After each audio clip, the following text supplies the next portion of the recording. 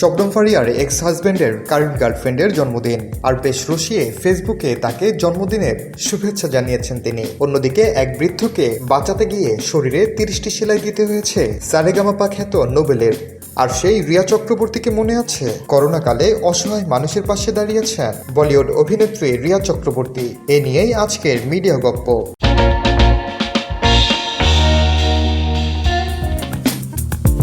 এবার সাবেক স্বামীর বর্তমান প্রেমিকার জন্মদিনে শুভেচ্ছা জানিয়ে আবারও সামাজিক যোগাযোগ মাধ্যমে আলোচনার খোরাক জুগিয়েছেন শবনম ফারিয়া। বেশ রসিকতাই করলেন শবনম ফারিয়া। তার সাবেক স্বামীর বর্তমান প্রেমিকার জন্মদিন 24শে এপ্রিল। এ কথা জানিয়ে ফারিয়া ফেসবুকে লিখেন, এক্স হাজব্যান্ডের কারেন্ট গার্লফ্রেন্ডের জন্মদিন। আহা, জন্মদিনে কি আর দেব তোমায় উপহার, বাংলায় নাও ভালোবাসা, হিন্দিতে নাও প্যার। শবনম ফারিয়ার এমন শুভেচ্ছা বার্তায় বেশ হতচকিত তার বন্ধু ও অনুরাগীরা। তার পোস্টে কমেন্ট করেছেন অভিনেত্রী জাকিয়া বাড়ি মমো। অপূর্ণ রুবেল নামে একজন কমেন্ট করেন, হারুন ভাইয়ের জয় হোক। উত্তরে ফারিয়া লেখেন, যুগে যুগে হারুন ভাইদেরই জয় হয়ে আসছে।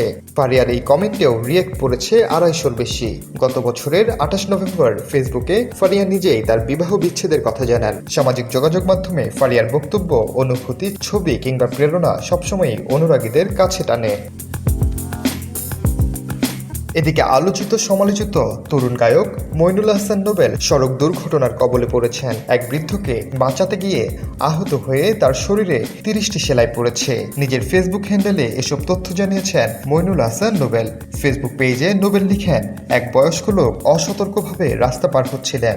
তাকে বাঁচাতে গিয়ে তার মাথার তালুতে 12টি, বাঁ পাশের ভ্রুতে 18টি, মোট 30টি সেলাই পড়েছে। তবুও মনে তৃপ্তি অনুভব করছেন, কারণ লোকটি নিরাপদ আছেন আর তিনি সবার দোয়ায় ভালো আছেন। ভারতের একটি বেসরকারি টেলিভিশনের রিয়েলিটি শোতে অংশ নিয়ে আলোচনায় আসেন মইনুল হাসান নোবেল। তবে সঙ্গীত জীবনের শুরু থেকে আলোচনার চেয়ে সমালোচনাই বেশি এই তরুণ গায়কের। বলিউড অভিনেতা সুশান্ত সিং রাজপুতের মৃত্যুর পর অনেক ধকল গেছে রিয়া চক্রবর্তীর উপর দিয়ে। অনেক কিছুই মুহূর্তে পাল্টে গেছে। তারপরও কঠিন সময়ে মানুষের পাশে দাঁড়িয়ে সাহায্যের বার্তা দিচ্ছেন রিয়া। সাধ্যমতো মানুষের সেবায় এগিয়ে এসেছেন তিনি। ইনস্টাগ্রামে একটি স্টোরি পোস্ট করেছেন এই বলিউড অভিনেত্রী। তিনি লিখেন, কঠিন সময় প্রয়োজন ঐক্যের। যাদের সাহায্য করতে পারবেন করুন, ছোট হোক বা বড়, সাহায্য তো সাহায্যই হয়। মেসেজ করে জানান, তিনি যদি কোনোভাবে কারো সাহায্য করতে পারেন যথাসাধ্য চেষ্টা করবেন। নিজের খেয়াল রাখুন, স্নেহশীল হন। প্রেমিক সুশান্ত সিং রাজপুতের মৃত্যুর পর সামাজিক যোগাযোগ মাধ্যমে রিয়াকে প্রথম কাঠগড়ায় তোলা হয়েছিল।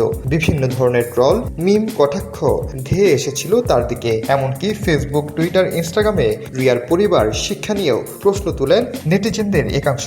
অথচ সেই নেট মাধ্যমকে কাজে লাগিয়ে এবার মানুষের সাহায্যে এগিয়ে এসেছেন তিনি। সুশান্তের মৃত্যুর ঘটনা তদন্তে হাজত বাসের পর নিজেকে অনেকটা চার দেয়ালে ঘেরা টোপে রেখেছিলেন রিয়া। তবে ধীরে ধীরে স্বাভাবিক ছন্দে ফিরছেন তিনি। মাঝে মাঝেই জিমের সামনে লেন্স বন্দী হন। আগের মতো ঘন ঘন না হলেও ইনস্টাগ্রামে কম বেশি পোস্ট করছেন রিয়া চক্রবর্তী। বলিউডের সহকর্মীদের সঙ্গেও ফের মেলামেশা শুরু করেছেন তিনি।